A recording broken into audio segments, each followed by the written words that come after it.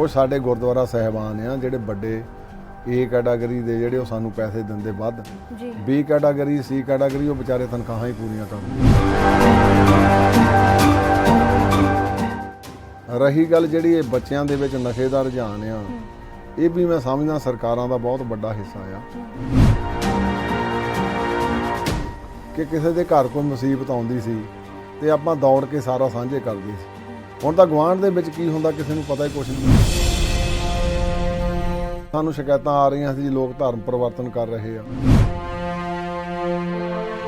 प्रधान जी, एक बेअदमियां दा मसला बड़ा गंभीर है क्योंकि जिवें बेअदबी हुंदी है हर सिख दा हिरदा वलुंदरिया जांदा है ते सुरक्षा दे लिहाज दे नाल की कदम चुके जा रहे ने जिस ने अजिहियां घटनावां ना वापरन। ਜਦੋਂ ਸਾਡੀ ਆਪਣੀ ਸਰਕਾਰ ਸੀ ਇੱਥੇ ਉਸ ਵੇਲੇ ਵੀ ਬੇਅਦਬੀਆਂ ਹੋਈਆਂ, ਉਸ ਵੇਲੇ ਵੀ ਇਹ ਗੱਲ ਬਹੁਤ ਚੱਲੀ ਸੀ ਵੀ ਜਿਹੜੇ ਕੋਈ ਬੰਦਾ ਫੜਿਆ ਜਾਂਦਾ ਉਹਨੂੰ ਜਾਂ ਤਾਂ ਕਹਿੰਦੇ ਜੀ ਮੈਂਟਲੀ ਡਿਸਟਰਬ ਆ ਜਾਂ ਉਹਨੂੰ ਕਹਿ ਦਿੰਦੇ ਆ ਜੀ ਵੀ ਇਹ ਨਸ਼ਈ ਸੀਗਾ। ਮੈਂ ਸਮਝਦਾ ਜੇ ਕੋਈ ਬੰਦਾ ਮੈਂਟਲੀ ਵੀ ਰਿਟਾਇਰਡ ਆ ਜਾਂ ਉਹਦਾ ਉਹ ਆਪਣੇ ਘਰ ਦੇ ਵਿੱਚ ਕਿਸੇ ਦੀ ਮਾਂ ਭੈਣ ਦੀ ਇੱਜ਼ਤ ਨੂੰ ਹੱਥ ਨਹੀਂ ਪਾਉਂਦਾ, ਕਿਸੇ ਹੋਰ ਥਾਂ ਨਹੀਂ ਜਾਂਦਾ ਤੇ ਗੁਰੂ ਗ੍ਰੰਥ ਸਾਹਿਬ ਨੂੰ ਕਿਉਂ ਜਾ ਕੇ ਉਹ ਕਰਦਾ। हर एक बंदा कोई ਜਿਹੜਾ पॉजिटिव पक्ष नहीं दिखाता, नैगेटिव पक्ष ही दिखाता है। बिल्कुल ते साडे सिखां दे विच एक बड़ी वड्डी यह कमजोरी मैं कह लवां आ गई आ जां मानसिकता इन्नी कमजोर हो गई आ भी आपां कदे भी चंगा पक्ष नहीं दिखा लेना, माड़ा पक्ष दिखा लेना। ते जे आपां धार्मिक तौर ते सेवा करनी आ ते फिर धार्मिक तौर दे उत्ते घटिया किस्म ਦੀਆਂ ਦੂਸ਼ਣਬਾਜ਼ੀਆਂ ਲਾਉਣੀਆਂ, ਕਿਉਂਕਿ ਇੱਕ ਸਾਡਾ ਸੁਭਾਅ ਬਣ ਗਿਆ ਜੇ ਪਿੰਡ 'ਚ ਕੋਈ ਸਰਪੰਚ ਬਣ ਗਿਆ, ਕੋਈ ਪਿੰਡ 'ਚ ਕੋਈ ਐਮਐਲਏ ਬਣ ਗਿਆ ਮੰਨ ਲਓ ਹਲਕੇ ਦਾ, ਅੱਧੇ ਲੋਕ ਪਹਿਲਾਂ ਹੀ ਉਹਦੇ ਖਿਲਾਫ ਹੋ ਜਾਂਦੇ। ਅੱਜ ਦੇ ਹਾਲਾਤ ਨੂੰ ਵੇਖ ਕੇ ਗੱਲ ਆਂਦੀ ਹੈ ਕਿ ਗੁਰੂ ਗ੍ਰੰਥ ਸਾਹਿਬ ਜੀ ਨੂੰ ਤਾਂ ਸਭ ਮੰਨਦੇ ਨੇ ਪਰ ਗੁਰੂ ਗ੍ਰੰਥ ਸਾਹਿਬ ਜੀ ਦੀ ਕੋਈ ਨਹੀਂ ਮੰਨਦਾ। ਸਿਰਫ ਨਾਮ ਦੇ ਲਈ ਜੁੜਨਾ ਹੀ ਕਾਫੀ ਨਹੀਂ। ਮੈਂ ਬੀਬਾ ਜੀ ਤੁਹਾਨੂੰ ਪਹਿਲਾਂ ਇਹ ਕਹਿਣਾ ਚਾਹੁੰਦਾ, ਜਿਹੜਾ ਇੱਕ ਜਿਹਨੂੰ ਆਪਾਂ ਮੈਂ ਉਹਨੂੰ ਹੁਣ ਛੇੜਨਾ ਨਹੀਂ ਚਾਹੁੰਦਾ, ਇੱਕ ਸੈਕਟ ਆ ਪੋਲੀਟੀਕਲ, ਇੱਕ ਪਾਰਟੀ ਆ। ਸਤਿ ਸ੍ਰੀ ਅਕਾਲ, ਤੁਸੀਂ ਵੇਖ ਰਹੇ ਹੋ ਅਜੀਤ ਵੈਬ ਟੀਵੀ ਤੇ ਮੈਂ ਪਰਮਜੀਤ ਕੌਰ ਸੈਣੀ ਤੁਹਾਡੇ ਨਾਲ। ਸੋ ਖਾਸ ਮੁਲਾਕਾਤਾਂ ਦੀ ਕੜੀ ਦੇ ਤਹਿਤ ਅੱਜ ਤੁਹਾਡੇ ਰੂਬਰੂ ਕਰਵਾਉਣ ਜਾ ਰਹੇ ਹਾਂ ਸਿੱਖ ਪੰਥ ਦੀ ਮਾਨਮਤੀ ਸ਼ਖਸੀਅਤ ਤੇ ਸ਼੍ਰੋਮਣੀ ਗੁਰਦੁਆਰਾ ਪ੍ਰਬੰਧਕ ਕਮੇਟੀ ਦੇ ਨਵੇਂ ਪ੍ਰਧਾਨ ਸਰਦਾਰ ਹਰਜਿੰਦਰ ਸਿੰਘ ਧਾਮੀ ਹੋਰਾਂ ਦੇ ਨਾਲ। ਆਓ ਗੱਲਬਾਤ ਦਾ ਸਿਲਸਿਲਾ ਸ਼ੁਰੂ ਕਰਦੇ ਹਾਂ। ਸਭ ਤੋਂ ਪਹਿਲਾਂ ਪ੍ਰਧਾਨ ਸਾਹਿਬ ਸਤਿ ਸ਼੍ਰੀ ਅਕਾਲ ਜੀ। ਸਤਿ ਸ਼੍ਰੀ ਅਕਾਲ ਜੀ, ਵਾਹਿਗੁਰੂ ਜੀ ਕਾ ਖਾਲਸਾ ਵਾਹਿਗੁਰੂ ਜੀ ਕੀ ਫਤਿਹ ਜੀ। ਜੀ ਪ੍ਰਧਾਨ ਸਾਹਿਬ, ਸਭ ਤੋਂ ਪਹਿਲਾਂ ਮੁਬਾਰਕਬਾਦ ਦਿੰਨੇ ਆ ਤੁਹਾਨੂੰ, ਵੱਡੀ ਜ਼ਿੰਮੇਵਾਰੀ ਮਿਲੀ ਹੈ ਜੀ। ਬਹੁਤ ਧੰਨਵਾਦ ਜੀ, ਬਹੁਤ ਧੰਨਵਾਦ ਜੀ। ਸਭ ਤੋਂ ਪਹਿਲਾ ਸਵਾਲ ਪ੍ਰਧਾਨ ਸਾਹਿਬ ਕਿ ਅੱਜ ਦੇ ਸਮੇਂ ਦੇ ਵਿੱਚ ਸ਼੍ਰੋਮਣੀ ਗੁਰਦੁਆਰਾ ਕਮੇਟੀ ਦੇ ਸਾਹਮਣੇ ਕੀ ਵੱਡੀਆਂ ਚੁਣੌਤੀਆਂ ਨੇ ਤੇ ਤੁਸੀਂ ਉਸ ਦੇ ਹੱਲ ਦੇ ਲਈ ਤੇ ਕਮੇਟੀ ਦੇ ਪ੍ਰਬੰਧਾਂ ਦੇ ਵਿੱਚ ਹੋਰ ਸੁਧਾਰ ਦੇ ਲਈ ਕਿਹੜੀਆਂ ਚੀਜ਼ਾਂ ਨੂੰ ਤਰਜੀਹਾਂ ਦਿਓਗੇ? ਦੇਖੋ, ਮੈਂ 2019 ਦੇ ਵਿੱਚ ਬਤੌਰ ਜਨਰਲ ਸਕੱਤਰ ਸ਼੍ਰੋਮਣੀ ਗੁਰਦੁਆਰਾ ਪ੍ਰਬੰਧਕ ਕਮੇਟੀ 'ਚ ਆਇਆ ਸੀ ਜੀ। ਉਸ ਵੇਲੇ ਕਿਉਂਕਿ ਕੋਵਿਡ ਦਾ ਬੜਾ ਭਿਆਨਕ ਸਮਾਂ ਚੱਲ ਰਿਹਾ ਸੀ, ਉਸ ਤੋਂ ਬਾਅਦ 2020 ਦੇ ਵਿੱਚ ਮੈਂ ਮੁੱਖ ਸਕੱਤਰ ਦੇ ਤੌਰ ਦੇ ਉੱਤੇ ਇਹ ਸੇਵਾ ਸੰਭੀ। ਬਿਲਕੁਲ। ਉਸ ਵੇਲੇ ਬਾਅਦ ਸਭ ਤੋਂ ਵੱਡੀ ਚੁਣੌਤੀ ਸੀ ਕਿ ਲੋਕਾਂ ਦੀਆਂ ਜਾਨਾਂ ਕਿੱਦਾਂ ਬਚਾਉਣੀਆਂ। ਕੋਵਿਡ ਦੇ ਨਾਲ ਸਾਰੇ ਪਾਸੇ ਹਾਹਾਕਾਰ ਮਚਿਆ ਸੀਗਾ ਤੇ ਜਿਸਲੇ ਸਰਕਾਰ ਜਿਹੜੀ ਮੌਕੇ ਦੀ ਹਾਕਮ ਧਿਰ, ਚਾਹੇ ਉਹ ਇੱਥੇ ਪੰਜਾਬ ਦੀ ਸੀ ਚਾਹੇ ਦਿੱਲੀ ਦੀ ਸੀ, ਹੱਥ ਖੜੇ ਕਰ ਗਏ ਸੀ। ਤੇ ਉਸ ਵੇਲੇ ਸ਼੍ਰੋਮਣੀ ਗੁਰਦੁਆਰਾ ਪ੍ਰਬੰਧਕ ਕਮੇਟੀ ਨੇ ਪੰਜਾਬ ਦੇ ਵਿੱਚ ਗੁਰੂ ਰਾਮਦਾਸ ਮੈਡੀਕਲ ਕਾਲਜ, ਉੱਥੇ ਆਕਸੀਜਨ ਦੇ ਜਿਹਨੂੰ ਆਪਾਂ ਲੰਗਰ ਕਹਿ ਲੈਂਦੇ ਸੀ ਭਈ ਜੀ, ਲੰਗਰ ਉਵੇਂ ਲੱਗਦਾ ਪਰ ਉਹਨਾਂ ਦੇ ਵਿੱਚ ਆਕਸੀਜਨ ਦੇ ਅਸੀਂ ਵੱਡੇ ਪ੍ਰਬੰਧ ਕੀਤੇ। ਕੋਵਿਡ ਦੇ ਵੱਡੇ ਸੈਂਟਰ ਖੋਲ੍ਹੇ, ਰੋਪੜ ਖੋਲ੍ਹਿਆ, ਇੱਥੇ ਸਾਡੇ ਡਰੋਲੀ ਖੋਲ੍ਹਿਆ, ਆਪਾਂ ਇੱਦਾਂ ਹੀ ਤਲਵੰਡੀ ਸਾਬੋ ਖੋਲ੍ਹਿਆ, ਅੰਮ੍ਰਿਤਸਰ ਖੋਲ੍ਹਿਆ।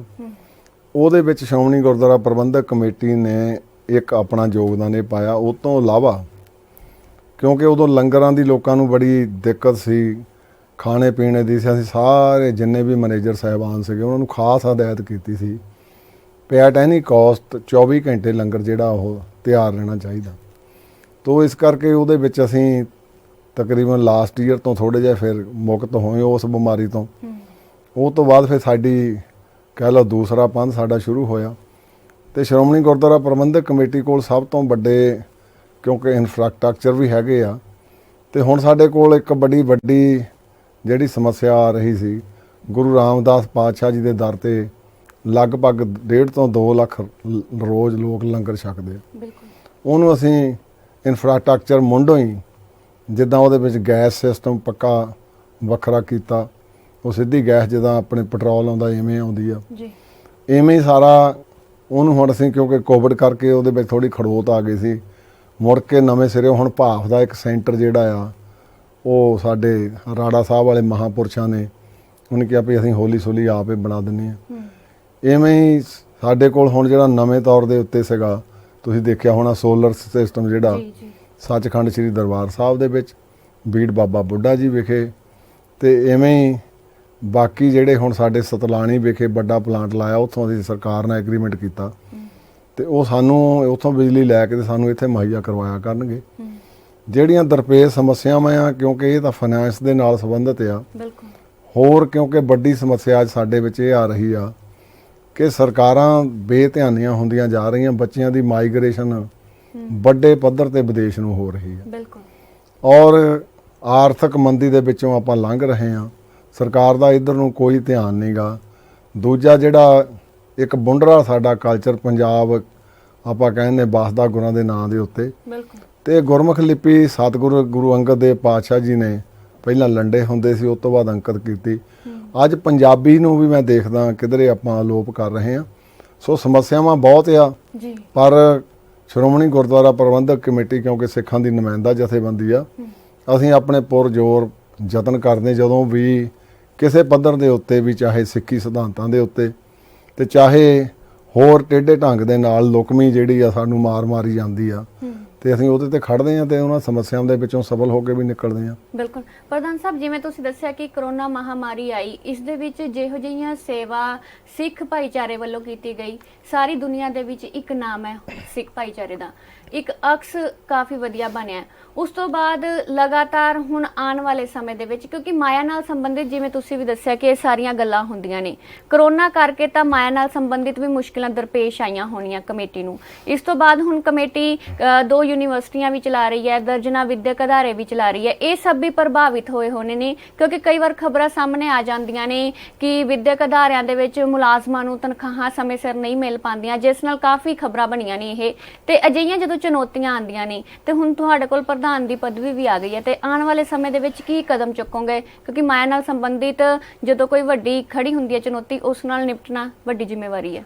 ਦੇਖੋ, ਇਹ ਜਿੱਦਾਂ ਇੱਕ ਘਰ ਦੀ ਸਵਾਣੀ ਘਰ ਚਲਾਉਂਦੀ ਆ ਜੀ, ਇਵੇਂ ਇਹਦੇ ਵਿੱਚ ਸਾਨੂੰ ਵੀ ਇਹ ਸਾਰਾ ਦੇਖਣਾ ਪੈਂਦਾ। ਜਿੱਦਾਂ ਹੁਣ Guru Ramdas medical college university ਆ ਜੀ, ਉਹਦੇ ਵਿੱਚ ਅਸੀਂ ਹੁਣ ਗੈਸ ਦਾ ਪਲਾਂਟ ਆਪਣਾ ਲਾ ਲਿਆ, ਉਹਦੇ ਵਿੱਚ ਸਾਨੂੰ ਬਾਹਰੋਂ ਗੈਸ ਨਹੀਂ ਮੰਗਾਉਣੀ ਪੈਂਦੀ, ਆਕਸੀਜਨ ਦਾ ਅਸੀਂ ਪਲਾਂਟ ਵੱਡਾ ਲਾਤਾ ਜੀ। ਇਵੇਂ ਅਸੀਂ ਮੀਰੀ ਪੀਰੀ ਜਿਹੜਾ ਸਾਡਾ ਮੈਡੀਕਲ ਕਾਲਜ ਆ ਸ਼ਾਹਬਾਦ ਮਰਕੰਡੇ ਵਿਖੇ, ਜੀ, ਉਹਦੇ ਵਿੱਚ ਵੀ ਅਸੀਂ ਆਪਣਾ ਪਲਾਂਟ ਉਹਨਾਂ ਨੂੰ 50 ਲੱਖ ਰੁਪਈਆ ਦੇ ਕੇ ਉੱਥੇ ਆਕਸੀਜਨ ਦਾ ਪਲਾਂਟ ਲਾ ਦਿੱਤਾ। ਇਦਾਂ ਹੀ ਜਿਹੜੇ ਹੋਰ ਸਾਡੇ ਸਭ ਤੋਂ ਵੱਡੇ, ਕਿਉਂਕਿ ਗੁਰੂ ਗ੍ਰੰਥ ਸਾਹਿਬ ਯੂਨੀਵਰਸਿਟੀ ਜਿਹੜੀ ਆ ਜੀ, ਉਹ ਸਾਹਿਬਾਂ ਦੀ ਸ਼ਤਾਬਦੀ ਵੇਲੇ ਬਣੀ ਸੀ। ਗੁਰੂ ਰਾਮਦਾਸ ਮੈਡੀਕਲ ਕਾਲਜ ਸਾਡਾ ਪਿਛਲੇ ਸਮੇਂ 'ਚ ਪੰਜਾਬ ਸਰਕਾਰ ਨੇ ਸਭ ਤੋਂ ਵਧੀਆ ਐਲਾਨਿਆ ਸੀ, ਉਹ ਸਾਡਾ ਇਸ ਵੇਲੇ ਵਧੀਆ ਸਹੂਲਤਾਂ ਵੀ ਦੇ ਰਿਹਾ ਤੇ ਆਪਣੇ ਪੈਰਾਂ ਤੇ ਚੱਲ ਰਿਹਾ। ਜੀ, ਜੀ।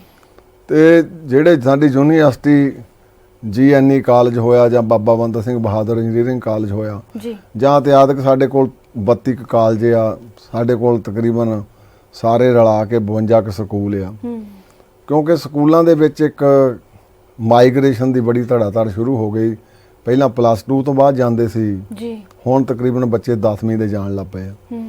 ਤੇ ਉਹਦੇ ਵਿੱਚ ਸਾਨੂੰ ਕਿਉਂਕਿ ਸਾਰੇ ਸਮਾਜ ਨੂੰ ਹੀ ਆਈ ਖੜੋਤ ਸਾਰੀ ਇਕਨੋਮਿਕ ਤੌਰ ਦੇ ਉੱਤੇ, ਬਿਲਕੁਲ। ਤੇ ਉਹਦੇ ਨਾਲ ਕਿਉਂਕਿ ਸਾਡਾ ਜਿਹੜਾ ਗੁਰੂ ਘਰ ਦਾ ਪ੍ਰਬੰਧ ਆ ਜਾਂ ਸ਼੍ਰੋਮਣੀ ਗੁਰਦੁਆਰਾ ਪ੍ਰਬੰਧਕ ਕਮੇਟੀ ਦਾ ਪ੍ਰਬੰਧ ਆ, ਉਹ ਗੁਰੂ ਦੀਆਂ ਗੋਲਕਾਂ ਤੇ ਹੀ ਆ, ਬਿਲਕੁਲ। ਜਾਂ ਗੁਰੂ ਦੀਆਂ ਜਿਹੜੀਆਂ ਕੋਈ ਸਾਡੇ FDR ਤੇ ਆ ਜਾਂ ਕੋਈ ਸਾਡੇ ਕੋਲ ਜਾਇਦਾਦਾਂ ਆ ਉਹਨਾਂ ਤੋਂ ਚੱਲਦਾ ਜੀ। ਤੇ ਜਿਹੜੇ ਗੁਰਦੁਆਰਾ ਸਾਹਿਬਾਨ ਦੇ ਵਿੱਚ ਇੱਕ ਅਪਰੋਕਸੀਮੇਟ ਆਪਾਂ ਬਜਟ ਹਰ ਸਾਲ ਪੇਸ਼ ਕਰਦੇ ਆ ਜੀ, ਤੇ ਸਰਕਾਰ ਆਮ ਜਾਂ ਸਾਡੇ ਲੋਕਾਂ ਦੀ ਵੀ ਇੱਕ ਧਾਰਨਾ ਬਣ ਗਈ ਆ ਵੀ ਸ਼੍ਰੋਮਣੀ ਗੁਰਦੁਆਰਾ ਪ੍ਰਬੰਧਕ ਕਮੇਟੀ ਕੋ ਪੰਜਾਬ ਸਰਕਾਰ ਜਿੰਨਾ ਬਜਟ ਆ। ਮੈਂ ਬਤੌਰ ਜਨਰਲ ਸਕੱਤਰ ਪਿਛਲੀ ਵਾਰੀ ਜਿਹੜਾ ਬਜਟ ਪੇਸ਼ ਕੀਤਾ ਸੀ ਉਹ 9 ਅਰਬ 80 ਕਰੋੜ ਦਾ ਸੀ ਜੀ। ਉਹ ਵੀ ਅਪਰੋਕਸੀਮੇਟ ਬਜਟ ਹੁੰਦਾ ਵੀ ਕਿਉਂਕਿ ਸਾਨੂੰ ਸ਼੍ਰੋਮਣੀ ਕਮੇਟੀ ਨੂੰ ਕੁਝ ਸਾਡੇ ਗੁਰਦੁਆਰਾ ਸਾਹਿਬਾਨ ਆ ਜਿਹੜੇ ਵੱਡੇ A ਕੈਟਾਗਰੀ ਦੇ ਜਿਹੜੇ ਉਹ ਸਾਨੂੰ ਪੈਸੇ ਦਿੰਦੇ ਵੱਧ, ਜੀ ਬੀ ਕੈਟਾਗਰੀ ਸੀ ਕੈਟਾਗਰੀ ਉਹ ਵਿਚਾਰੇ ਤਨਖਾਹਾਂ ਹੀ ਪੂਰੀਆਂ ਕਰਦੇ ਆ ਬਿਲਕੁਲ ਤੇ ਉਹਨਾਂ ਦੇ ਵਿੱਚੋਂ ਦਸਵੰਧ ਫਿਰ ਜਦੋਂ ਸਾਨੂੰ ਘਟਦਾ ਆ ਉਹਦੇ ਨਾਲ ਸਾਨੂੰ ਸਮੱਸਿਆਵਾਂ ਦਾ ਸਾਹਮਣਾ ਕਰਨਾ ਪੈਂਦਾ। ਜੀ ਪਰ ਫਿਰ ਵੀ ਮੈਂ ਸਮਝਦਾ ਅਸੀਂ ਸ਼੍ਰੋਮਣੀ ਗੁਰਦੁਆਰਾ ਪ੍ਰਬੰਧਕ ਕਮੇਟੀ ਦੇ ਪਿਛਲੇ ਸਮੇਂ ਵਿੱਚ ਮੁਲਾਜ਼ਮਾਂ ਨੂੰ ਕੋਈ ਘਾਟ ਨਹੀਂ ਆਉਣ ਦਿੱਤੀ, ਪਰ ਹਾਂ ਸਕੂਲਾਂ ਕਾਲਜਾਂ ਦੇ ਵਿੱਚ ਥੋੜੀ ਜਿਹੀ ਸਾਨੂੰ ਸਮੱਸਿਆ ਆਈ ਆ। ਜੀ ਉਹ ਸਮੱਸਿਆ ਲਈ ਵੀ ਅਸੀਂ ਲਗਭਗ ਐਤਕੀ ਪੁਰਜੋਰ ਯਤਨ ਕਰ ਰਹੇ ਹਾਂ ਬਿਲਕੁਲ ਵੀ ਸਮੱਸਿਆ ਦੇ ਨਾਲ ਕਿਵੇਂ ਨਜਿੱਠਿਆ ਜਾਵੇ। ਤੇ ਮੈਨੂੰ ਪੂਰਨ ਆਸ ਆ ਗੁਰੂ ਸਾਹਿਬ ਨੇ ਕਿਰਪਾ ਕੀਤੀ, ਜਦੋਂ ਹੁਣ ਸਾਡੇ ਯੂਨੀਵਰਸਿਟੀ ਦਾ ਬੜਾ ਵੱਡਾ ਲੋਨ ਖੜਾ ਸੀ ਉਹ ਅਸੀਂ ਆਪਣੇ ਢੰਗ ਨਾਲ ਉਹ ਵੀ ਕਲੀਅਰ ਕੀਤਾ। ਜੀ ਇਹ ਸਾਡਾ ਯਤਨ ਰਹੂਗਾ ਵੀ ਇਹ ਐਜੂਕੇਸ਼ਨ ਅਦਾਰੇ ਸਿੱਖ ਪੰਥ ਸਿੱਖ ਕੌਮ ਦੀ ਇਹ ਹੈਗੀ ਆ ਇੱਕ ਪ੍ਰਾਪਰਟੀ ਆ, ਐਵੇਂ ਰਹੇ ਸਾਡੀ। ਬਿਲਕੁਲ ਪ੍ਰਧਾਨ ਸਾਹਿਬ, ਜਿੱਦਾਂ ਅੱਜ ਪੰਜਾਬ ਆਰਥਿਕ ਰਾਜਨੀਤਿਕ ਸੱਭਿਆਚਾਰਕ ਸੰਕਟਾਂ ਦੇ ਨਾਲ ਘਿਰਿਆ ਹੋਇਆ, ਇਸੇ ਤਰ੍ਹਾਂ ਸਿੱਖ ਭਾਈਚਾਰੇ ਦੇ ਵਿੱਚ ਵੀ ਕਾਫੀ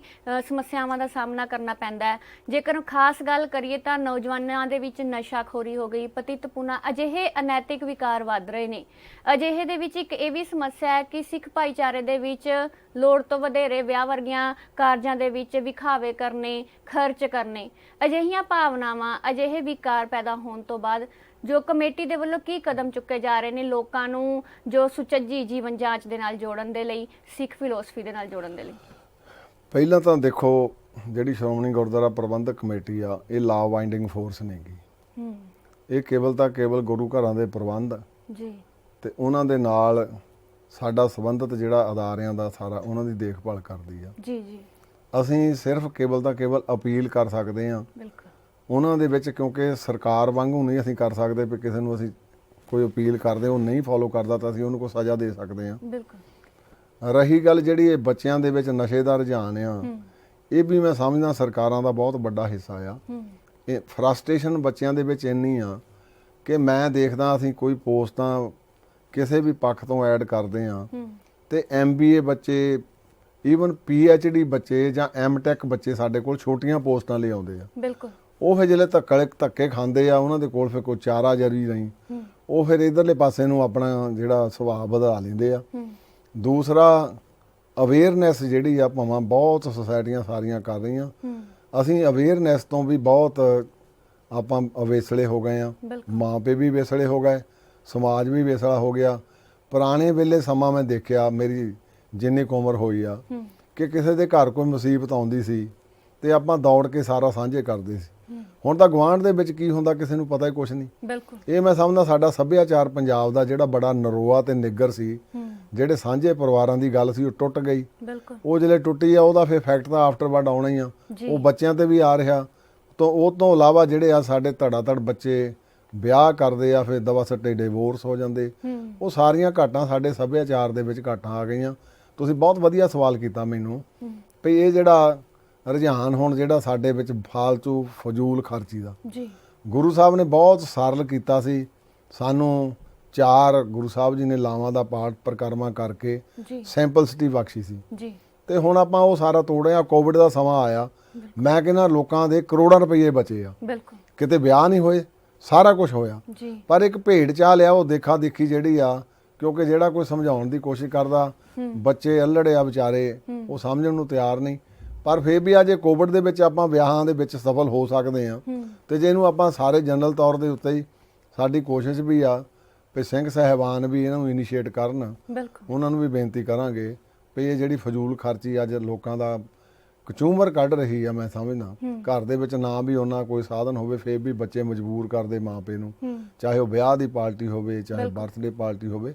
ਇਹ ਸਾਰੀ ਫਰਸਟ੍ਰੇਸ਼ਨ ਦੇ ਵਿੱਚੋਂ ਹੀ ਆ, ਅਨਪਲੋਇਮੈਂਟ ਦੇ ਵਿੱਚੋਂ ਹੀ ਬੰਦਾ ਨਸ਼ਿਆਂ ਵੱਲ ਨੂੰ ਦੌੜਦਾ।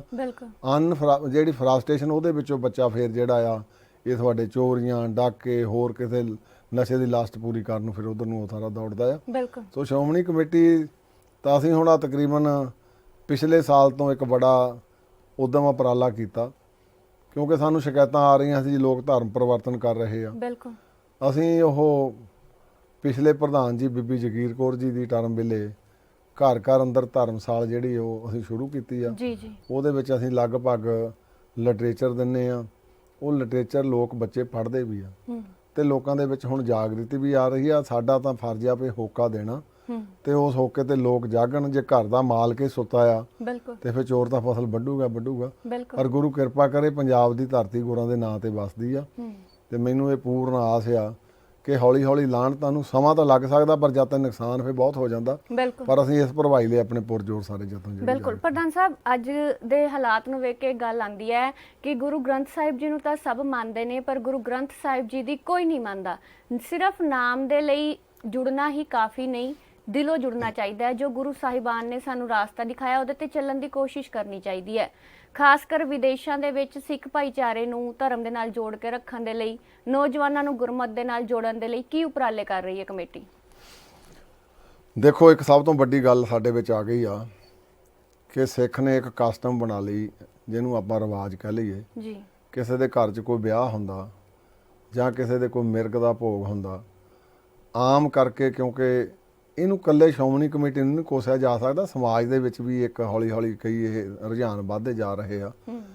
ਭਈ ਆਮ ਸਾਡੇ ਦੇਖਦੇ ਵੀ ਜਿਹੜੇ ਅਖੰਡ ਪਾਠ ਪ੍ਰਾਰੰਭ ਹੁੰਦਾ 5 ਪੌੜੀਆਂ ਤੱਕ ਘਰ ਦੇ ਚੌਰ ਕਰੀ ਜਾਂਦੇ ਆ ਜੀ। ਫਿਰ 1429 ਅੰਕ ਤੱਕ 26 27 ਜਿੱਥੇ 9ਵੇਂ ਮਹੱਲੇ ਦੇ ਸ਼ਲੋਕ ਸ਼ੁਰੂ ਹੁੰਦੇ ਆ, ਫਿਰ ਘਰ ਦਾ ਕੋਈ ਜੀ ਆ ਕੇ ਬੜੂਗਾ, ਚੌਰ ਫਾਲੂਗਾ, ਇਨ ਵਿਟਵਿਨ ਕੀ ਹੋਇਆ ਕਿਸੇ ਨੂੰ ਕੋਈ ਪਤਾ ਨਹੀਂ। ਬਿਲਕੁਲ ਇਹ ਸਾਡੇ ਵਿੱਚ ਇੱਕ ਧਾਰਮਿਕ ਘਾਟ ਆ ਜਿਹੜੀ ਸਾਨੂੰ ਇੱਕ ਸਮੱਸਿਆ ਵੱਲ ਨੂੰ ਲਿਜਾ ਰਹੀ ਆ।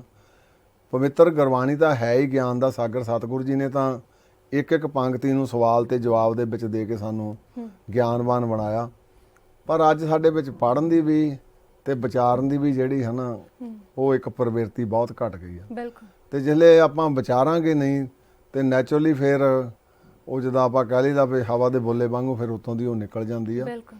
ਸੋ ਸ਼੍ਰੋਮਣੀ ਕਮੇਟੀ ਆਪਣਾ ਯਤਨ ਕਰ ਰਹੀ, ਹਰ ਇੱਕ ਪੱਖ ਤੋਂ ਜਿੰਨਾ ਕਿ ਅਸੀਂ ਆਪਣਾ ਯੋਗਦਾਨ ਪਾ ਸਕਦੇ ਹਾਂ ਉਹ ਗੁਰੂ ਸਾਹਿਬ ਜੀ ਪਵਾ ਰਹੇ ਆ ਪੂਰੇ ਤੌਰ ਤੇ। ਬਿਲਕੁਲ। ਪ੍ਰਧਾਨ ਸਾਹਿਬ, ਦੇਸ਼ ਭਰ ਦੇ ਵਿੱਚ 13 ਦੇ ਕਰੀਬ ਸਿੱਖ ਪ੍ਰਚਾਰ ਮਿਸ਼ਨ ਚੱਲ ਰਹੇ ਨੇ, ਉਹਨਾਂ ਦਾ ਬਾਹਰਲੇ ਪੰਜਾਬ ਤੋਂ ਬਾਹਰ ਕਿੰਨਾ ਕੁ ਫਾਇਦਾ ਹੋ ਰਿਹਾ ਤੇ ਕੀ ਕਦਮ ਚੁੱਕੋਗੇ ਉਹਨਾਂ ਦੇ? ਦੇਖੋ, ਜਿੱਦਾਂ ਸਾਡੇ ਕੁਝ ਮਿਸ਼ਨ ਜਿਹੜੇ ਆ ਬਾਹਰਲੇ ਯੂਪੀ ਵਾਲਾ, ਉੜੀਸਾ ਵਾਲੇ, ਉਹ ਸਾਡੇ ਕਾਮਯਾਬ ਵੀ ਆ ਜੀ, ਕਿਉਂਕਿ ਉਹ ਤਨਦੇਹੀ ਦੇ ਨਾਲ ਕੰਮ ਕਰਦੇ ਆ। ਜਿਹੜੇ ਬੱਚੇ ਉੱਥੇ ਅੱਜ ਵੀ ਮੇਰੇ ਕੋਲ ਆਏ ਸੀਗੇ, ਉਹ ਜਿਹੜੇ ਬੱਚੇ ਉਹਨਾਂ ਕੋਲ ਪੰਜਾਬੀ ਸਰਵਣ ਕਰ ਰਹੇ, ਤੇ ਪਹਿਲੀ ਗੱਲ ਤਾਂ ਮੈਂ ਮਾਪਿਆਂ ਨੂੰ ਵਧਾਈ ਦਿੰਦਾ ਕਿ ਉਹ ਚਾਹੁੰਦੇ ਆ ਵੀ ਪੰਜਾਬੀ ਸਾਡੇ ਵਿੱਚੋਂ ਅਲੋਪ ਨਾ ਹੋਵੇ।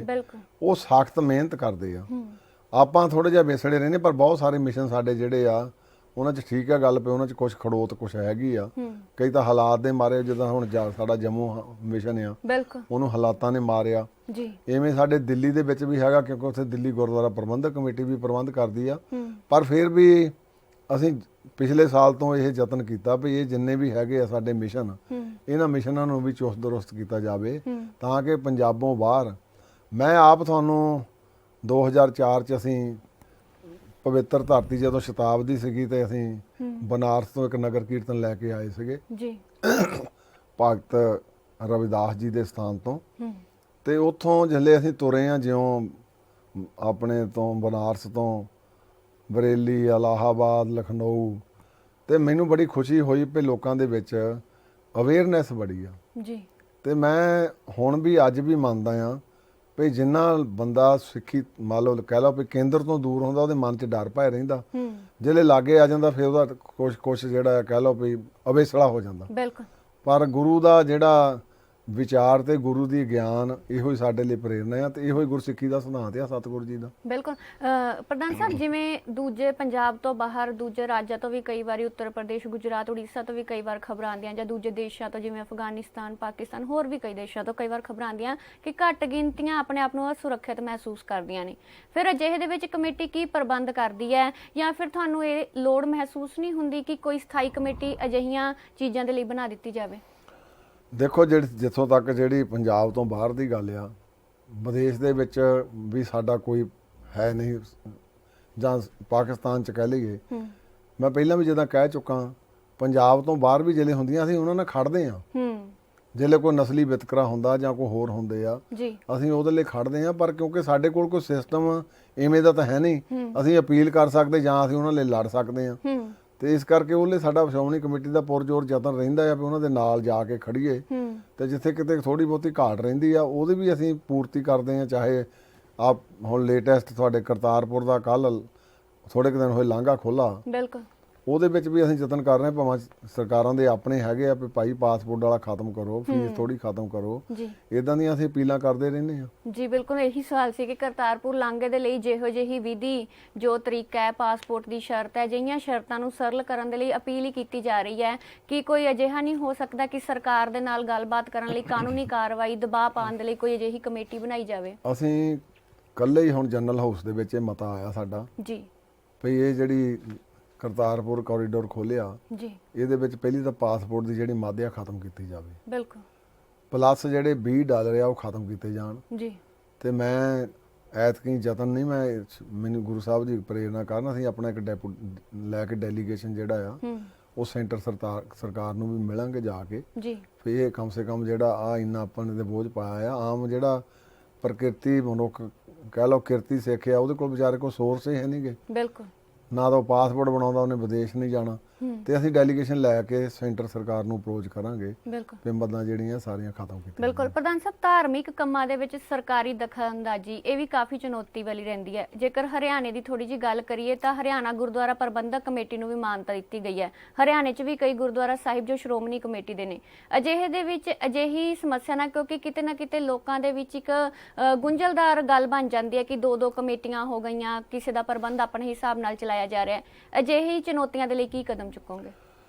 ਮੈਂ ਬੀਬਾ ਜੀ ਤੁਹਾਨੂੰ ਪਹਿਲਾਂ ਇਹ ਕਹਿਣਾ ਚਾਹੁੰਦਾ, ਜਿਹੜਾ ਇੱਕ ਜਿਹਨੂੰ ਮੈਂ ਉਹਨੂੰ ਹੁਣ ਛੇੜਨਾ ਨਹੀਂ ਸੀ ਚਾਹੁੰਦਾ, ਇੱਕ ਸੈਕਟ ਆ ਪੋਲੀਟੀਕਲ, ਇੱਕ ਪਾਰਟੀ ਆ ਜੀ ਜਿਹੜੀ ਸ਼ੁਰੂ ਤੋਂ ਹੀ ਅਕਾਲੀ ਦਲ ਦੇ ਨਾਲ ਭਿੜਦੀ ਰਹੀ, ਸ਼੍ਰੋਮਣੀ ਕਮੇਟੀ ਨਾਲ ਭਿੜਦੀ ਰਹੀ ਹੈ ਜੀ। ਔਰ ਮੈਨੂੰ ਤਾਂ ਦੁੱਖ ਇਸ ਗੱਲ ਦਾ ਆਇਆ ਵੀ ਇਹ ਪਿੱਛੇ ਜਿਹੜੀ ਹੁੱਡਾ ਸਰਕਾਰ ਵੇਲੇ ਹਰਿਆਣਾ ਕਮੇਟੀ ਵੱਖਰੀ ਕੀਤੀ ਗਈ, ਉਹਨੂੰ ਮਾਨਤਾ ਦੇ ਦਿੱਤੀ ਗਈ ਉਹਨਾਂ ਦੀ ਸਰਕਾਰ ਵੱਲੋਂ ਜੀ, ਤੇ ਮਾਨਤਾ ਦੇਣ ਦੇ ਨਾਲ ਹੀ ਉਹਨੇ ਗੁਰਦੁਆਰਿਆਂ ਦੇ ਕਬਜ਼ੇ ਸ਼ੁਰੂ ਕਰ ਲਿਆ, ਪਰ ਸਿੱਖ ਪੰਥ ਨੇ ਕਬਜ਼ੇ ਹੋਣ ਨਹੀਂ ਦਿੱਤੇ, ਇੱਕ ਦੋ ਗੁਰਦੁਆਰਿਆਂ ਨੂੰ ਛੱਡ ਕੇ। ਬਿਲਕੁਲ, ਅਸੀਂ ਉਹ ਯਤਨ ਕੀਤਾ, ਅਸੀਂ ਹੁਣ ਸੁਪਰੀਮ ਕੋਰਟ ਦੇ ਵਿੱਚ ਉਹਨੂੰ ਚੈਲੰਜ ਕੀਤਾ ਆ। ਤੇ ਉਹ ਤਾਂ ਹਰਿਆਣੇ ਵਾਲੇ, ਉਹਦੇ ਵਿੱਚ 4 ਪਾਰਟੀਆਂ, ਇੱਕ ਪੰਜਾਬ ਸਰਕਾਰ ਆ, ਇੱਕ ਹਿਮਾਚਲ ਆ, ਇੱਕ ਹਰਿਆਣਾ, ਇੱਕ ਸੈਂਟਰ ਆ। ਜੀ ਤੇ ਤੁਸੀਂ ਵੀ ਹੈਰਾਨ ਹੋ ਜਾਓਗੇ, ਇਟ ਇਜ਼ ਔਨ ਰਿਕਾਰਡ ਕਿ ਹਰਿਆਣੇ ਵਾਲਿਆਂ ਨੇ ਜਿਹੜਾ, ਕਿਉਂਕਿ ਉਹਨੇ ਤਾਂ ਪੱਖਪੂਰ ਨੇ ਸੀ ਕਮੇਟੀ ਬਣਾਈ ਸੀ, ਬਿਲਕੁਲ, ਹਿਮਾਚਲ ਵਾਲਿਆਂ ਨੇ ਕਿਹਾ ਵੀ ਸੈਂਟਰਲ ਐਕਟ ਇਹਨਾਂ ਛੇੜਛਾੜ ਨਹੀਂ ਕੀਤੀ ਜਾਣੀ ਚਾਹੀਦੀ, ਸੈਂਟਰ ਸਰਕਾਰ ਨੇ ਕਿਹਾ ਵੀ ਇਹਨਾਂ ਛੇੜਛਾੜ ਨਹੀਂ ਕੀਤੀ ਜਾ ਸਕਦੀ। ਇਹ ਜਿਹੜੀ ਪੰਜਾਬ ਸਰਕਾਰ ਆ, ਇਹਨੇ 2017 ਚ ਐਫੀਡੈਵਿਟ ਦਿੱਤਾ ਜੀ ਵੀ ਇਹਨਾਂ ਛੇੜਛਾੜ ਨਹੀਂ ਕੀਤੀ ਜਾ ਸਕਦੀ। ਇਹਨੇ 2019 ਦੇ ਵਿੱਚ ਇੱਕ ਐਫੀਡੈਵਿਟ ਐਡੀਸ਼ਨਲ ਦੇ ਦਿੱਤਾ ਕਿ ਇਹ ਜਿਹੜੀ ਸਰਕਾਰ ਤੋੜ ਸਕਦੀ ਆ ਔਰ ਇਹਨੂੰ ਅੱਡ-ਵੱਡ ਕਰ ਸਕਦੀ ਆ। ਮੈਂ ਕਿਉਂਕਿ ਉਸ ਕਮੇਟੀ ਦਾ ਹਿੱਸਾ ਰਿਹਾ, ਜਿਹੜੀ ਕਮੇਟੀ ਆਲ ਇੰਡੀਆ ਸਿੱਖ ਗੁਰਦੁਆਰਾ ਐਕਟ ਮੰਗਦੀ ਰਹੀ ਆ ਜੀ, ਪਰ ਇਹਨਾਂ ਦੀ ਸਰਕਾਰ ਦੀ ਹਮੇਸ਼ਾ ਇਹ ਸੋਚ ਰਹੀ ਆ। ਹੁਣ ਸਾਡਾ ਸੁਪਰੀਮ ਕੋਰਟ 'ਚ ਅੱਜੇ ਡੇਟ ਸੀ, ਉਹ 18 ਜਨਵਰੀ ਪਈ ਆ ਜੀ, ਜਿਹਦੇ ਵਿੱਚ ਅਸੀਂ ਹਰਿਆਣਾ ਕਮੇਟੀ ਦਾ ਜਿਹੜਾ ਫੈਸਲਾ ਆ ਉਹ ਚੈਲੰਜ ਰਿਟਨ ਦੇ ਤੌਰ ਤੇ ਕੀਤਾ ਆ। ਜੀ ਤੇ ਸਾਨੂੰ ਆਸ ਆ ਪੂਰਨ ਤੌਰ ਤੇ, ਕਿਉਂਕਿ ਇਹ ਇੱਕ ਸਿੱਖ ਐਕਟ ਜਿਹੜਾ ਸ਼੍ਰੋਮਣੀ ਗੁਰਦੁਆਰਾ ਪ੍ਰਬੰਧਕ ਕਮੇਟੀ ਐਕਟ ਆ, ਇਹ ਸੈਂਟਰਲ ਐਕਟ ਆ, ਜੀ ਇਹਦੇ ਵਿੱਚ ਕੋਈ ਵੀ ਅਮੈਂਡਮੈਂਟ ਜਾਂ ਕੁਛ ਨਹੀਂ ਇਦਾਂ ਕੀਤਾ ਜਾ ਸਕਦਾ। ਉਹਦੇ ਵਿੱਚ ਸਿਰਫ ਬਿੱਲ ਪੇਸ਼ ਕੀਤਾ ਜਾ ਸਕਦਾ, ਉਹ ਵੀ ਅਨਲੈਸ ਜੇ ਆਪਾਂ ਹਾਊਸ ਦੇ ਵਿੱਚੋਂ ਪਾਸ ਨਹੀਂ ਕਰਦੇ। ਜੀ ਪਹਿਲਾਂ ਹਾਊਸ ਉਹਨੂੰ ਸ਼੍ਰੋਮਣੀ ਕਮੇਟੀ ਦਾ ਪਾਸ ਕਰਦਾ, ਫਿਰ ਅਸੀਂ ਸਰਕਾਰ ਨੂੰ ਭੇਜਦੇ ਹਾਂ, ਫਿਰ ਉਹ ਬਿੱਲ ਦਾ ਰੂਪ ਧਾਰਨ ਕਰਦਾ, ਬਿਲਕੁਲ, ਜਿੱਦਾਂ ਪਿੱਛੇ ਤੁਹਾਡੇ ਆਹ ਸਹਿਜਧਾਰੀਆਂ ਦੀ ਹੋਈ ਆ। ਜੀ ਸੋ ਇਹ ਸਰਕਾਰ ਦਾ ਤੇ ਇੱਕ ਪਾਰਟੀ ਦਾ ਇੱਕ ਏਮ ਰਿਹਾ ਵੀ ਸਿੱਖਾਂ ਦੀ ਤਾਕਤ ਨੂੰ ਖੇਰੂ ਕਿਵੇਂ ਕਰਨਾ। ਜੀ ਤੇ ਮੈਂ ਸਮਝਦਾ ਆ ਵੀ ਸਾਨੂੰ ਕੋਟਾਂ ਦੇ ਉੱਤੇ ਪੂਰਨ ਨਿਆਂ ਦੀ ਆਸ ਆ ਤੇ ਸਾਨੂੰ ਨਿਆਂ ਜ਼ਰੂਰ ਮਿਲੂਗਾ। ਬਿਲਕੁਲ ਪ੍ਰਧਾਨ ਜੀ, ਇੱਕ ਬੇਅਦਬੀਆਂ ਦਾ ਮਸਲਾ ਬੜਾ ਗੰਭੀਰ ਹੈ, ਕਿਉਂਕਿ ਜਿਵੇਂ ਬੇਅਦਬੀ ਹੁੰਦੀ ਹੈ ਹਰ ਸਿੱਖ ਦਾ ਹਿਰਦਾ ਵਲੂੰਦਰਿਆ ਜਾਂਦਾ ਹੈ। ਤੇ ਸੁਰੱਖਿਆ ਦੇ ਲਿਹਾਜ਼ ਦੇ ਨਾਲ ਕੀ ਕਦਮ ਚੁੱਕੇ ਜਾ ਰਹੇ ਨੇ ਜਿਸ ਨੇ ਅਜਿਹੀਆਂ ਘਟਨਾਵਾਂ ਨਾ ਵਾਪਰਨ? ਦੇਖੋ, ਅਸੀਂ ਕੱਲ੍ਹ ਹੀ ਇਹ ਵੀ ਇੱਕ ਮਤਾ ਪਾਇਆ, ਕਿਉਂਕਿ ਪਹਿਲਾਂ ਜਦੋਂ ਸਾਡੀ ਆਪਣੀ ਸਰਕਾਰ ਸੀ ਇੱਥੇ, ਉਸ ਵੇਲੇ ਵੀ ਬੇਅਦਬੀਆਂ ਹੋਈਆਂ, ਉਸ ਵੇਲੇ ਵੀ ਇਹ ਗੱਲ ਬਹੁਤ ਚੱਲ ਰਹੀ ਸੀ, ਕਿਉਂਕਿ 295 ਇਹ ਬੜੀ ਸਰਲ ਜਿਹੀ CRPC ਦੀ IPC ਦੀ ਇੱਕ ਹੈਗੀ ਧਾਰਾ ਜੀ, ਜਿਹਦੇ ਵਿੱਚ 3 ਸਾਲ ਦੀ ਕੈਦ ਆ।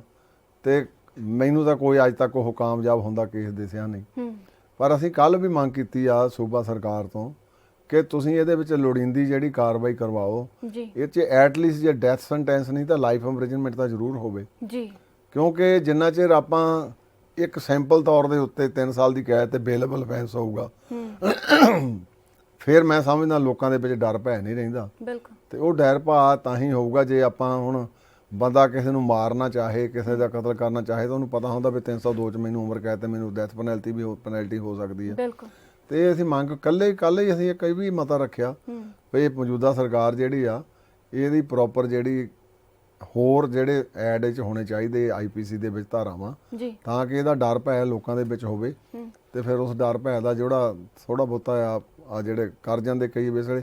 ਇੱਕ ਮੈਨੂੰ ਇੱਕ ਬੜੀ ਵੱਡੀ ਹੁਣ ਆਨੰਦਪੁਰ ਸਾਹਿਬ ਪਿੱਛੇ ਘਟਨਾ ਵਾਪਰੀ ਜੀ, ਤੇ ਮੈਂ ਉੱਥੇ ਵੀ SSP ਸਾਹਿਬ ਨਾਲ ਕੀਤੀ ਸੀ ਬੇਨਤੀ ਵੀ ਸਾਨੂੰ ਸਿਸਟਮ ਦੀ ਸਮਝ ਨਹੀਂ ਲੱਗੀ ਕੀ ਕਰਕੇ ਸਿਸਟਮ ਆ ਵੀ ਜਿੱਲੇ ਕੋਈ ਬੰਦਾ ਫੜਿਆ ਜਾਂਦਾ ਜੀ ਉਹਨੂੰ ਜਾਂ ਤਾਂ ਕਹਿੰਦੇ ਜੀ ਮੈਂਟਲੀ ਡਿਸਟਰਬ ਆ, ਬਿਲਕੁਲ, ਜਾਂ ਉਹਨੂੰ ਕਹਿ ਦਿੰਦੇ ਆ ਜੀ ਵੀ ਇਹ ਨਸ਼ਈ ਸੀਗਾ। ਵੀ ਇਹਦੇ ਪਿੱਛੇ ਭਾਵਨਾ ਕੀ ਆ? ਜੇ ਭਾਵਨਾ ਨਾਲ ਪਿੱਛੇ ਜਾਵਾਂਗੇ ਆਪਾਂ ਤੇ ਫਿਰ ਤਾਂ ਉਹਦੀ ਕੋਈ ਨਾ ਕੋਈ ਸਮਝ ਆ ਜਾਊ ਵੀ ਕੋਈ ਏਜੰਸੀਆਂ ਆ ਜਾਂ ਕੁਛ ਆ।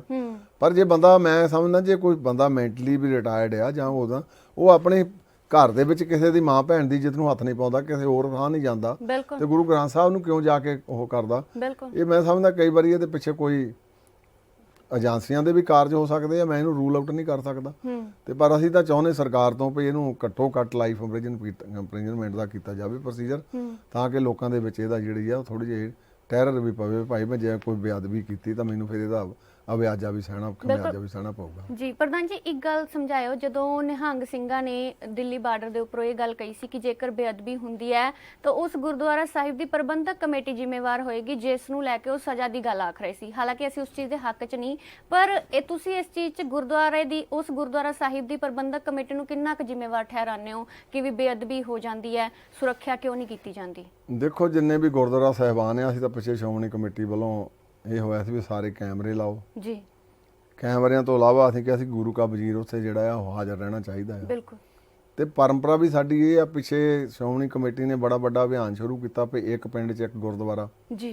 ਤੇ ਅਸੀਂ ਇਨੀਸ਼ੀਏਟਿਵ ਵੀ ਲਿਆ ਇਹ, ਤੇ ਅਸੀਂ ਲੋਕਾਂ ਨੂੰ ਇਹਦੇ ਵਿੱਚ ਪ੍ਰਫੁੱਲਤ ਵੀ ਕੀਤਾ ਵੀ ਤੁਸੀਂ ਜੇ ਇੱਕ ਗੁਰਦੁਆਰਾ ਬਣਾਓਗੇ ਤੁਹਾਨੂੰ ਕੀ ਕੀ ਬੈਨੀਫਿਟ ਸ਼੍ਰੋਮਣੀ ਕਮੇਟੀ ਵੱਲੋਂ ਦਿੱਤੇ ਜਾਣਗੇ ਜੀ। ਤੇ ਜਿਹੜਾ ਉਹ ਨਿਹੰਗ ਸਿੰਘਾਂ ਨੇ ਉੱਥੇ ਇਹ ਅਪੀਲ ਕੀਤੀ ਆ ਵੀ ਕਮੇਟੀਆਂ ਉਹਦੀਆਂ ਜ਼ਿੰਮੇਵਾਰ ਹੋਣਗੀਆਂ। ਦੇਖੋ, ਇਹਦੇ ਵਿੱਚ ਕੋਈ ਸ਼ੱਕ ਨਹੀਂ ਪਈ, ਜਿਹੜੀ ਕਮੇਟੀ ਗੁਰਦੁਆਰੇ ਦੀ ਕਹਿ ਲਓ ਪ੍ਰਬੰਧਕ ਕਮੇਟੀ ਆ, ਉਹਦਾ ਫਰਜ਼ ਤਾਂ ਹੈਗਾ ਵੀ ਉੱਥੇ ਪ੍ਰੋਪਰ ਦੇਖੇ ਵੀ ਚੌਕੀਦਾਰ ਜਾਂ ਸੇਵਾਦਾਰ ਹੈਗਾ ਜਾਂ ਉੱਥੇ ਗ੍ਰੰਥੀ ਸਿੰਘ ਹੈਗਾ ਆ ਜੀ। ਤੇ ਇਹ ਫਰਜ਼ ਕਮੇਟੀਆਂ ਦੇ ਬਣਦੇ, ਪਰ ਇਹਨੂੰ ਆਪਾਂ ਮੁੰਡੋਂ ਹੀ ਇਹ ਕਰ ਦਈਏ ਵੀ ਆਪਾਂ ਪ੍ਰਬੰਧਕ ਕਮੇਟੀ ਦੇ ਪਾ ਦਈਏ ਤਾਂ ਮੇਰਾ ਖਿਆਲ ਜਾਇਜ਼ ਨਹੀਂ ਗਾ ਬਣਦਾ। ਬਿਲਕੁਲ ਪ੍ਰਧਾਨ ਜੀ, ਇੱਕ ਸ਼੍ਰੋਮਣੀ ਕਮੇਟੀ ਦੀਆਂ ਚੋਣਾਂ ਸਾਲਾਨਾ ਹੁੰਦੀਆਂ ਨੇ, ਜਿਵੇਂ ਦਿੱਲੀ ਗੁਰਦੁਆਰਾ ਪ੍ਰਬੰਧਕ ਕਮੇਟੀ ਦੀਆਂ ਚੋਣਾਂ 2.5 ਸਾਲ ਬਾਅਦ ਹੁੰਦੀਆਂ ਨੇ। ਇੰਜ ਨਹੀਂ ਲੱਗਦਾ ਕਿ ਇਸ ਥੋੜਾ ਜਿਹਾ ਸਮਾਂ ਸ਼੍ਰੋਮਣੀ ਕਮੇਟੀ ਨੂੰ ਵੀ ਵਧਾਉਣਾ ਚਾਹੀਦਾ, ਥੋੜਾ ਜਿਹਾ ਪ੍ਰਧਾਨ ਸਾਹਿਬ ਨੂੰ ਵੀ ਕੰਮ ਕਰਨ ਦਾ ਮੌਕਾ ਮਿਲ ਜਾਵੇ? ਇਦਾਂ ਆ ਇਹ, ਕਿਉਂਕਿ 1971 ਚ ਦਿੱਲੀ ਗੁਰਦੁਆਰਾ ਪ੍ਰਬੰਧਕ ਕਮੇਟੀ ਦਾ ਐਕਟ 1971 ਚ ਬਣਿਆ ਤੇ ਸ਼੍ਰੋਮਣੀ ਗੁਰਦੁਆਰਾ ਪ੍ਰਬੰਧਕ ਕਮੇਟੀ ਦਾ ਐਕਟ 1925 ਚ ਬਣਿਆ, ਤੇ ਇਹਦੇ ਵਿੱਚ 1959 ਤੱਕ ਕੁਝ ਨਾ ਕੁਝ ਅਮੈਂਡਮੈਂਟਾਂ ਹੋਈਆਂ ਜੀ। ਉੱਥੇ 2.5 ਸਾਲ ਦਾ ਪ੍ਰੋਵੀਜ਼ਨ, ਉਹਦੀ ਟਰਮ 4 ਸਾਲ ਦੀ ਆ ਜੀ। ਸਾਡੇ 5 ਸਾਲ ਦੀ ਟਰਮ ਆ, ਪਰ ਸਾਡੇ 1 ਸਾਲ ਦੇ ਵਿੱਚ ਕਿਉਂਕਿ ਮੁੜ ਕੇ ਅਹੁਦੇਦਾਰ ਜਿਹੜੇ ਆ ਉਹ ਚੁਣੇ ਜਾਂਦੇ ਆ ਜੀ। ਤੇ ਅਸੀਂ ਆਪ ਵੀ ਹੁਣ ਗੰਭੀਰਤਾ ਨਾਲ ਥੋੜਾ ਇਹਦਾ ਕਰ ਰਹੇ ਵੀ ਸਾਲ ਦੇ ਵਿੱਚ ਬੰਦਾ ਜਿਹੜਾ ਆ ਉਹਦੀ ਤਾਂ ਅੱਖ ਹੀ ਨਹੀਂ ਖੁੱਲਦੀ। 6 ਮਹੀਨੇ ਤਾਂ ਉਹਨੂੰ ਆਪਣੀ ਜਿੱਦਾਂ ਕਹਿ ਲਓ ਵੀ ਥੋੜਾ ਬਹੁਤਾ ਸੈਟਲਮੈਂਟ ਕਰਨੇ ਨੂੰ ਲੱਗ ਜਾਂਦੇ ਆ। ਤੇ ਅਸੀਂ ਚਾਹੁੰਦੇ ਵੀ ਆ ਵੀ ਘੱਟੋ ਘੱਟ ਜੇ ਵੱਧ ਨਹੀਂ ਤਾਂ 2 ਸਾਲ ਦਾ ਸਮਾਂ ਜਿਹੜਾ ਆ ਉਹ ਹੋ ਜਾਵੇ, ਤਾਂ ਕਿ ਇੱਕ ਪ੍ਰਧਾਨ ਜਿਹੜਾ ਆਪਣੇ ਉਹ ਐਫੀਸ਼ੀਐਂਸੀ ਜਿਹੜੀ ਆ 2 ਸਾਲਾਂ 'ਚ ਉਹ ਆਪਣੀ ਕੁਛ ਦਿਖਾ ਸਕੇ। ਬਿਲਕੁਲ। ਇਸ ਨਾਲ ਜੁੜਾ ਮੇਰਾ ਇੱਕ ਆਖਰੀ ਸਵਾਲ, ਜਦੋਂ ਚੋਣਾਂ ਹੁੰਦੀਆਂ ਨੇ, ਪਿੱਛੇ ਜਿਹੀ ਦਿੱਲੀ ਗੁਰਦੁਆਰਾ ਪ੍ਰਬੰਧਕ ਕਮੇਟੀ ਦੀਆਂ ਹੋਣੀਆਂ ਸੀ, ਇਸ ਦੌਰਾਨ ਜਿਹੋ ਜਿਹੀ ਦੂਸ਼ਣਬਾਜ਼ੀ ਦੋ ਧਿਰਾਂ ਦੇ ਵਿੱਚ ਹੋ ਜਾਂਦੀ ਹੈ, ਫਿਰ ਉਹ ਸੁਰਖੀਆਂ ਬਣਦੀਆਂ ਨੇ। ਇਸ ਨਾਲ ਕਿਤੇ ਨਾ ਕਿਤੇ ਮਹਿਸੂਸ ਹੁੰਦਾ ਹੈ ਕਿ ਧਰਮ ਦੇ ਅਕਸ ਨੂੰ ਨੁਕਸਾਨ ਪਹੁੰਚਦਾ ਹੈ, ਕਿਉਂਕਿ ਜੋ ਤਾਂ ਸਿੱਖ ਧਰਮ ਨੂੰ ਐਨ ਗੰਭੀਰਤਾ ਨਾਲ, ਡੂੰਘਾਈ ਨਾਲ ਜਾਣਦੇ ਨੇ, ਉਹਨਾਂ ਦੇ ਉੱਪਰ ਤਾਂ ਕੋਈ ਅਸਰ ਨਹੀਂ ਹੁੰਦਾ, ਪਰ ਜੋ ਦੂਜੇ ਲੋਕ ਨੇ ਉਹ ਦੇਖਦੇ ਨੇ ਕਿ ਗੁਰਦੁਆਰਾ ਸਾਹਿਬ ਦੇ ਵਿੱਚ ਚੋਣਾਂ ਦੇ ਸਮੇਂ ਦੂਸ਼ਣਬਾਜ਼ੀ, ਕਪਲਿਆਂ ਦੇ ਦੋਸ਼ ਲਗਾਣੇ, ਅਜਿਹੇ ਦੋਸ਼ ਲਗਾਣੇ, ਜਿਸ ਤੋਂ ਬਾਅਦ ਲੋਕ ਸੋਚਦੇ ਨੇ ਸ਼ਾਇਦ ਧਰਮ ਦੇ ਵਿੱਚ ਅਜਿਹੀ ਲੁੱਟ ਖਸੁੱਟ ਹੁੰਦੀ ਹੈ। ਇਸ ਬਾਰੇ ਕੀ ਸੋਚਦੇ ਹੋ? ਦੇਖੋ, ਪਹਿਲੀ ਗੱਲ ਤਾਂ ਇਹ ਆ ਵੀ ਸਾਡਾ, ਮੈਨੂੰ ਇਹਦੇ ਵਿੱਚ ਕਹਿਣ 'ਚ ਕੋਈ ਗੁਰੇਜ਼ ਨਹੀਂ, ਜਿਹੜਾ ਇੱਕ ਆਪਣੇ ਸਾਡੇ ਸੋਸ਼ਲ ਮੀਡੀਆ ਦਾ ਸਿਸਟਮ ਚੱਲ ਪਿਆ। ਬਿਲਕੁਲ। ਹਰ ਇੱਕ ਬੰਦਾ ਕੋਈ ਜਿਹੜਾ ਪੋਜ਼ਿਟਿਵ ਪੱਖ ਨਹੀਂ ਦਿਖਾਉਂਦਾ, ਨੈਗੇਟਿਵ ਪੱਖ ਹੀ ਦਿਖਾਉਂਦਾ ਹੈ। ਬਿਲਕੁਲ ਬਿਲਕੁਲ। ਤੇ ਸਾਡੇ ਸਿੱਖਾਂ ਦੇ ਵਿੱਚ ਇੱਕ ਬੜੀ ਵੱਡੀ ਇਹ ਕਮਜ਼ੋਰੀ ਮੈਂ ਕਹਿ ਲਵਾਂ ਆ ਗਈ ਆ, ਜਾਂ ਮਾਨਸਿਕਤਾ ਇੰਨੀ ਕਮਜ਼ੋਰ ਹੋ ਗਈ ਆ ਵੀ ਆਪਾਂ ਕਦੇ ਵੀ ਚੰਗਾ ਪੱਖ ਨਹੀਂ ਦਿਖਾ ਲੈਣਾ, ਮਾੜਾ ਪੱਖ ਦਿਖਾ ਲੈਣਾ। ਦੂਜੀ ਗੱਲ, ਕਿਉਂਕਿ ਇਲੈਕਸ਼ਨ ਆ, ਇੱਕ ਡੈਮੋਕ੍ਰੇਸੀ ਦਾ ਸਿਸਟਮ ਆ, ਕਿਉਂਕਿ ਵੋਟਾਂ ਲੋਕਾਂ ਨੇ ਪਾਉਣੀਆਂ। ਅਸੀਂ ਤਾਂ ਇੱਥੇ ਕਹਿੰਦੇ ਵੀ ਚਾਹੇ ਦੂਜਾ ਰਾਜ ਵੀ ਹੋਵੇ, ਜਿਹੜੀ ਨਾਰਮਲ ਡੈਮੋਕ੍ਰੇਸੀ ਸਰਕਾਰ ਵੀ ਬਣਾਉਂਦੀ, ਉਹਦੇ ਵਿੱਚ ਵੀ ਇਹੋ ਜਿਹੇ ਅਨਫੇਅਰ ਮੀਨਸ ਨਹੀਂ ਵਰਤਣੇ ਚਾਹੀਦੇ। ਤੇ ਜੇ ਆਪਾਂ ਧਾਰਮਿਕ ਤੌਰ ਤੇ ਸੇਵਾ ਕਰਨੀ ਆ ਤੇ ਫਿਰ ਧਾਰਮਿਕ ਤੌਰ ਦੇ ਉੱਤੇ ਘਟੀਆ ਕਿਸਮ ਦੀਆਂ ਦੂਸ਼ਣਬਾਜ਼ੀਆਂ ਲਾਉਣੀਆਂ, ਕਿਉਂਕਿ ਇੱਕ ਸਾਡਾ ਸੁਭਾਅ ਬਣ ਗਿਆ ਜੇ ਪਿੰਡ 'ਚ ਕੋਈ ਸਰਪੰਚ ਬਣ ਗਿਆ, ਕੋਈ ਪਿੰਡ 'ਚ ਕੋਈ ਐਮਐਲਏ ਬਣ ਗਿਆ, ਮੰਨ ਲਓ ਹਲਕੇ ਦਾ, ਅੱਧੇ ਲੋਕ ਪਹਿਲਾਂ ਹੀ ਉਹਦੇ ਖਿਲਾਫ ਹੋ ਜਾਂਦੇ ਆ। ਬਿਲਕੁਲ। ਕਿਉਂਕਿ ਸਾਡੇ ਵਿੱਚ ਇੱਕ ਕਹਿ ਲਓ ਤੁਸੀਂ ਈਰਖਾ ਬਸੀ ਬਣ ਗਈ ਆ।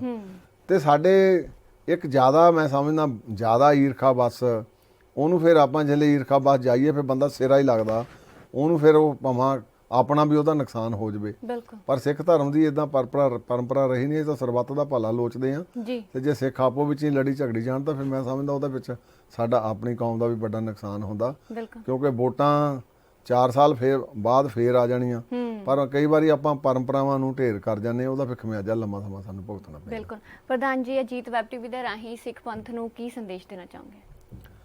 ਮੈਂ ਅਜੀਤ ਅਦਾਰੇ ਦਾ ਬਹੁਤ ਧੰਨਵਾਦ ਕਰਦਾ, ਕਿਉਂਕਿ ਇਹਨਾਂ ਦੇ ਸਾਰੇ ਪੱਖ ਮੈਂ ਅੱਜ ਤੋਂ ਲੰਬੇ ਸਮੇਂ ਤੋਂ ਦੇਖਦਾ ਆ ਰਿਹਾ ਵੀ ਇਹਨਾਂ ਦਾ ਸਭ ਤੋਂ ਮੁੱਢਲਾ ਪੱਖ ਆ ਪੰਜਾਬੀ ਨੂੰ ਪ੍ਰਮੋਟ ਕਰਨਾ, ਜੀ। ਫਿਰ ਇਹਨਾਂ ਦਾ ਪੰਜਾਬ ਦੇ ਕਲਚਰ ਨੂੰ ਪ੍ਰਮੋਟ ਕਰਨਾ, ਤੇ ਆਰਥਿਕ ਮੰਦੀ ਦੇ ਵਿੱਚ ਵੀ ਮੈਨੂੰ ਚੇਤਾ ਉਹ ਸਮਾਂ ਜਦੋਂ ਇਹਨਾਂ ਨੇ ਇੱਥੇ ਵੈਲਫੇਅਰ ਫੰਡ ਸ਼ੁਰੂ ਕੀਤੇ ਸੀਗੇ। ਤੇ ਮੈਂ ਸਮਝਦਾ ਇਹ ਅਜੀਤ ਜਿਹੜੀ ਅਖਬਾਰ ਆ, ਇਹ ਸਾਡੇ ਸਿੱਖਾਂ ਦੇ ਵਿੱਚ ਨਾ ਕਹਿ ਲਵਾਂ ਸਮੁੱਚੇ ਪੰਜਾਬ ਦੇ ਵਿੱਚ ਇੱਕ ਬਹੁਤ ਵੱਡਾ ਮੀਡੀਆ ਦਾ ਵੀ ਅਦਾਰਾ ਆ। ਤੇ ਪਲੱਸ ਜਿਹੜੇ ਤੁਸੀਂ ਪਿੰਡਾਂ ਜਾਂਦੇ, ਮੈਂ ਕਈ ਵਾਰੀ, ਕਿਉਂਕਿ ਮੇਰਾ ਪਿੰਡਾਂ 'ਚ ਵੀ ਬਾਹਰ ਰਹਿੰਦਾ, ਮੈਂ ਮੈਂਬਰ ਵੀ ਹਾਂ ਸ਼੍ਰੋਮਣੀ ਕਮੇਟੀ ਦਾ, ਤੇ ਲੋਕ ਕਈ ਵਾਰੀ ਜੇ ਅਜੀਤ ਨਾ ਆਵੇ ਤਾਂ ਇਦਾਂ ਮਹਿਸੂਸ ਕਰਦੇ ਜਿੱਦਾਂ ਵੀ ਕੋਈ ਨਸ਼ਾ ਨਹੀਂ ਅੱਜ ਖਾਦਾ। ਬਿਲਕੁਲ। ਸੋ ਇਹ ਬਹੁਤ ਮੈਨੂੰ ਖੁਸ਼ੀ ਆ ਕਿ ਪੰਜਾਬ ਦਾ ਬਹੁਤ ਵੱਡਾ ਅਦਾਰਾ ਔਰ ਲੋਕਾਂ ਦੇ ਵਿੱਚ ਹਰ ਇੱਕ ਪੱਖ ਤੋਂ ਜਿਹੜਾ ਆ ਪੱਖ ਇਹ ਪੇਸ਼ ਕਰਦੇ ਆ, ਔਰ ਕੋਈ ਇਹਨਾਂ ਦੇ ਵਿੱਚ ਇਦਾਂ ਦੀ ਨਹੀਂ ਗੱਲ ਹੁੰਦੀ ਵੀ ਜਿਹੜਾ ਕੋਈ ਨੈਗੇਟਿਵ ਪੱਖ ਰੱਖਿਆ ਜਾਵੇ। ਹਮੇਸ਼ਾ ਹੀ ਪੋਜ਼ਿਟਿਵਿਟੀ ਵਾਲਾ, ਸੱਚ ਤੇ ਹੱਕ ਦੀ ਜਿਹੜੀ ਆ ਗੱਲ ਕਰਦੇ।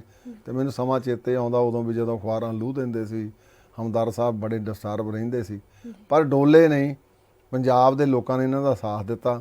ਤੇ ਅੱਜ ਮੈਨੂੰ ਖੁਸ਼ੀ ਆ ਵੀ ਸਰਦਾਰ ਬਰਜਿੰਦਰ ਸਿੰਘ ਹਮਦਰਦ ਜਿਹੜੇ ਆ, ਉਹ ਸਮੁੱਚੇ ਮੀਡੀਆ ਦੇ ਵਿੱਚੋਂ ਇੱਕ ਸਿਰ ਕੱਢ ਪ੍ਰੈਸ ਜਿਹੜੀ ਉਹ ਪੰਜਾਬ ਦੀ ਕਹਿਲਾਈ ਜਾਂਦੀ ਆ। ਸੋ ਮੈਂ ਇਹਨਾਂ ਦਾ ਹਮੇਸ਼ਾ ਹੀ ਫੈਨ ਰਿਹਾ, ਕਿਉਂਕਿ ਔਖੇ ਸੌਖੇ ਵੇਲੇ ਸਾਰੇ ਸਮੇਂ ਦੇ ਵਿੱਚ ਜਦੋਂ ਵੀ ਰਿਹਾ ਅਸੀਂ ਤਕਰੀਬਨ ਇਸ ਅਖਬਾਰ ਦੇ ਨਾਲ ਹੀ ਰਹੇ ਹਾਂ।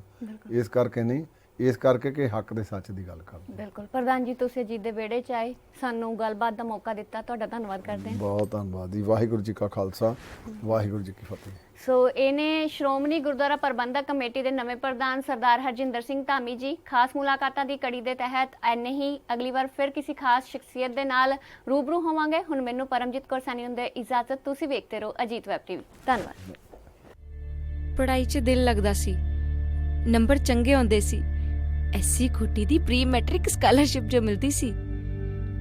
ਬਾਪੂ ਮਜ਼ਦੂਰੀ ਕਰਦਾ, ਬੇਬੇ ਨੂੰ ਮਸਾਂ ਹੀ ਘਰਾਂ 'ਚ ਕੰਮ ਮਿਲਦਾ, ਪਰ ਮੈਂ ਖੁਸ਼ ਸੀ। 10ਵੀਂ 'ਚ ਸਾਈਕਲ ਮਿਲੂਗੀ ਤੇ ਪੋਸਟ ਮੈਟ੍ਰਿਕ ਐਸੀ ਵਜੀਫਾ ਵੀ। ਲੰਬੜਦਾਰਾ ਦੀ ਰਾਣੋ ਵਾਂਗ ਇੰਜੀਨੀਅਰ ਬਣਾਂਗੀ। ਪਰ ਸੁਪਨੇ ਹੀ ਰਹਿ ਗਏ। ਸਕਾਲਰਸ਼ਿਪ ਬੰਦ ਹੋ ਗਈ, ਸਕੂਲ ਛੁੱਟ ਗਿਆ, ਸਾਈਕਲ ਮਿਲੀ ਕੋਈ ਨਾ ਤੇ ਫੀਸ ਹੈ ਨਹੀਂ। ਹੁਣ ਮਾਂ ਨਾਲ ਘਰਾਂ 'ਚ ਕੰਮ ਕਰਨ ਜਾਨੀ ਆ ਦਿੱਤਾ ਮੈਨੂੰ ਇਸ ਸਰਕਾਰ ਨੇ।